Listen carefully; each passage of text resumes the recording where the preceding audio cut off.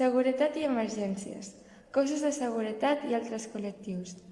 A continuació, explicarem els cossos de seguretat i altres col·lectius que hi ha a Catalunya.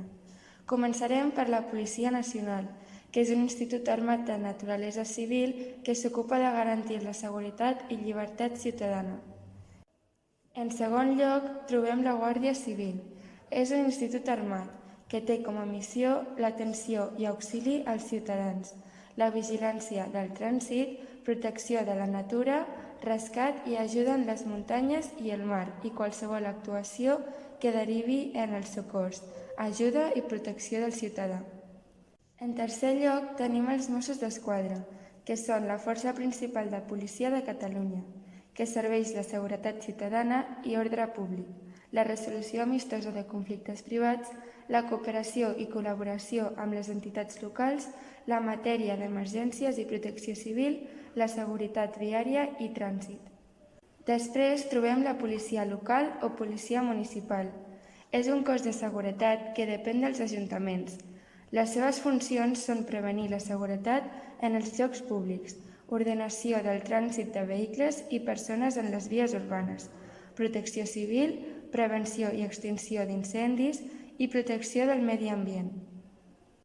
En cinquena posició trobem els bombers, el qual la seva funció és la prevenció i extinció d'incendis i de salvaments.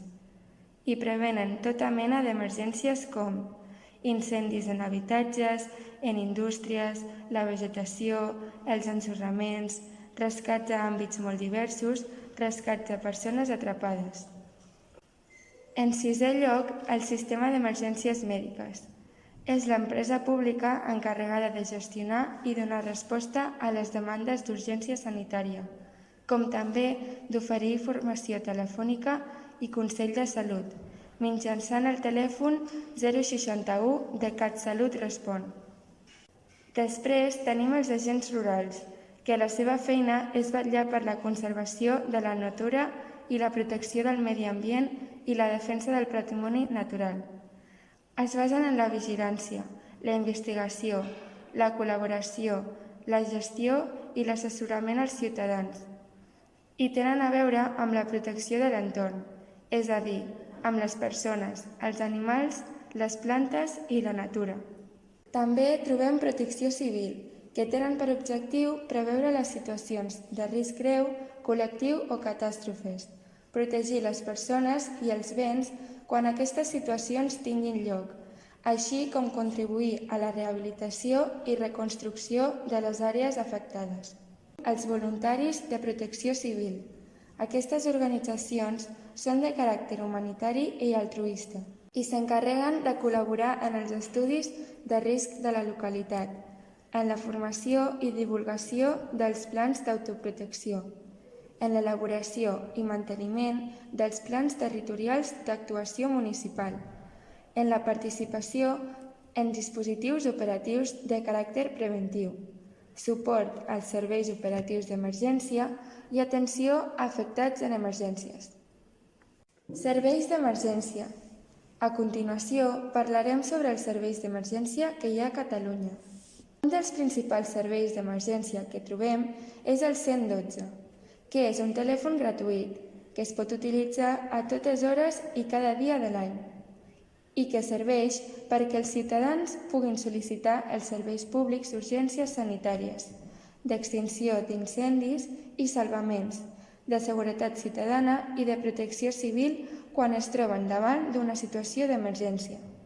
Un altre servei de Catalunya molt important és el 061 CatSalut Respon, que té la capacitat de realitzar tràmits administratius, resoldre problemes de salut, adreçar el ciutadà al centre de salut més adient, activar un metge a domicili o, en cas que sigui necessari, activar una ambulància o un helicòpter medicalitzat del SEM. Ja per últim, considerem el 900 900 120, que és un telèfon contra la violència masclista. És un servei d'atenció, és gratuït i confidencial i funciona cada dia de l'any, durant les 24 hores del dia. Atén les demandes relacionades amb qualsevol forma de situació de violència contra les dones.